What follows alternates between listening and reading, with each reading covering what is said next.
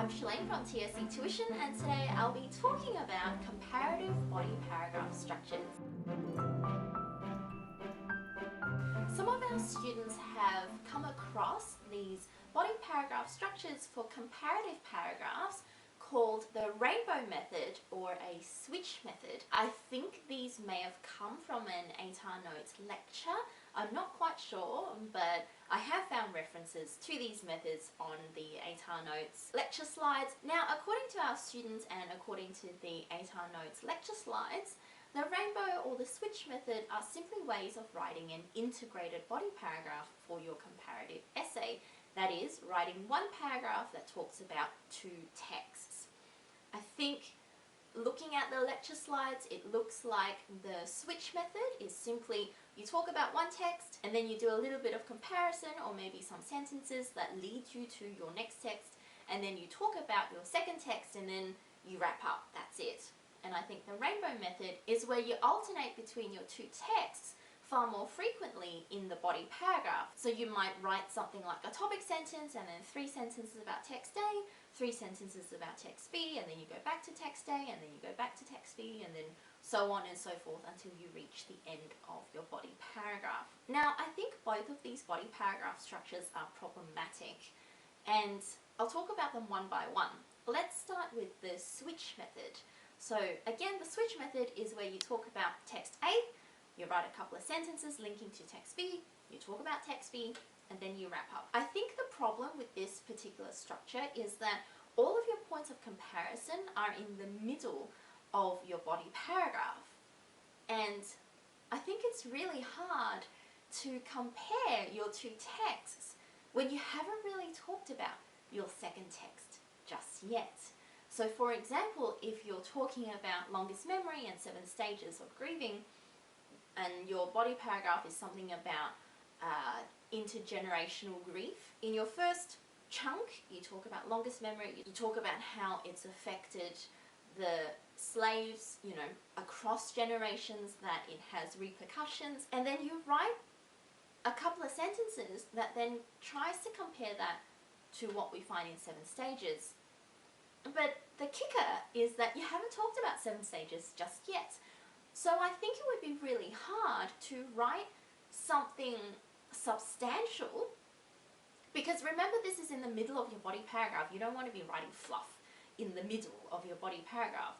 This is where you're getting marks, so you want it to be worthwhile, you know, what you're writing.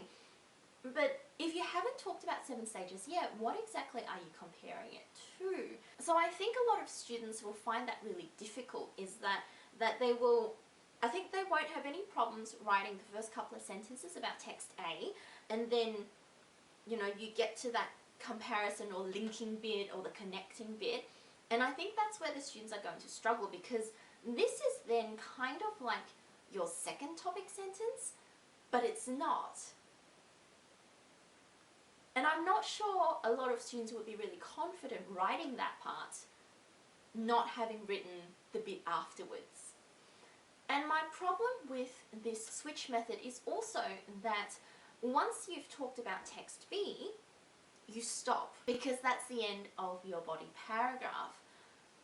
But if you stop there, then that means you haven't really compared what you've discussed about both texts. You've simply talked about text A in isolation, you've written a couple of probably dodgy sentences in the middle, and then you've talked about the issues or themes in text B, and that's it. So I think this particular method is not great for students who are looking to have a real discussion and exploration of the themes that you find. And I'm not sure a lot of students will be able to get a very high mark using a structure like that.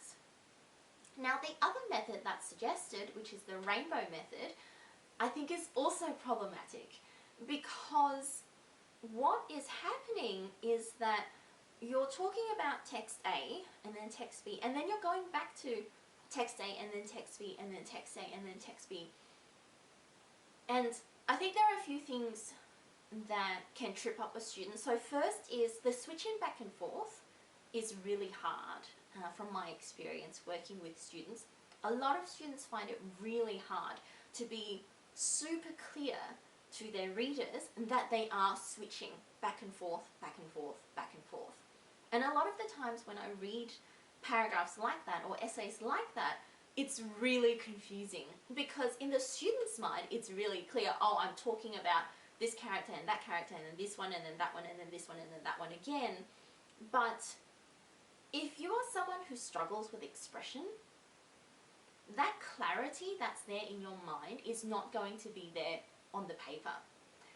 And getting your reader muddled up or getting your reader confused about what exactly it is you're talking about in the two texts is a really quick way to lose marks in your essay rubric. The other weakness, I think, with this structure is that, again, it doesn't really allow for comparisons, because if you're moving from text A to B from A to B and then A to B again, what you're doing is you're just switching from evidence to evidence to evidence to evidence. You might be doing a little bit of explanation in talking about the evidence from your texts, but because you're switching so frequently, it's hard to allow yourself the room and the space to make those really insightful, in-depth comparisons that your examiner or your teacher would like to see. So with both of these structures, I think it's problematic in that there are so many easy pits to fall into and lose marks you shouldn't have to lose. What we normally teach students is a kind of extended teal paragraph structure. So you start with a topic sentence, you write evidence and explanation for your text A, and then you do a little bit of a link into your next text, and you do another set of evidence and explanation for your text B. And then what you'll find is when you get to that point, you're not done lengthwise for a body paragraph just yet. What that then allows you to do is the space to really compare the explanations that you've written. So for example, again, going back to longest memory, 7 stages, if your explanation for longest memory is that trauma creates grief that spans across the generations, and your explanation for 7 stages is that this trauma has an physical impact across multiple members of a family, whether it's immediate or extended, whether it's the same generation or different. When you get to that point of comparison towards the end, in that last third of your body paragraph, you can now then talk about the similarities and differences between your two explanations. So you can talk about how maybe in 7 stages there is room for healing and growth, even though there is trauma and grief across the generations, whereas in longest memory we don't see it quite as much.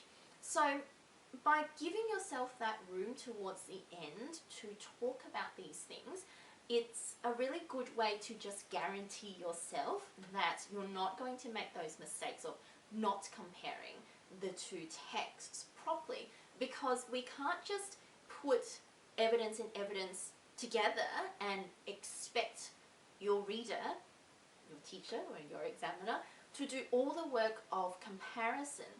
We, as essay writers, have to do that work. And if you don't do it, you're going to lose marks. So that's my advice about the rainbow and the switch method, is that both have pitfalls and you want to be really careful about using these structures. So I hope that was helpful. As always, like and subscribe to all of our social media so you can get our latest tips and tricks to achieving your best in your English subject. And if you'd like to get some one-to-one tutoring, whether online or face-to-face, please contact us and we can send someone to you. Thanks for watching.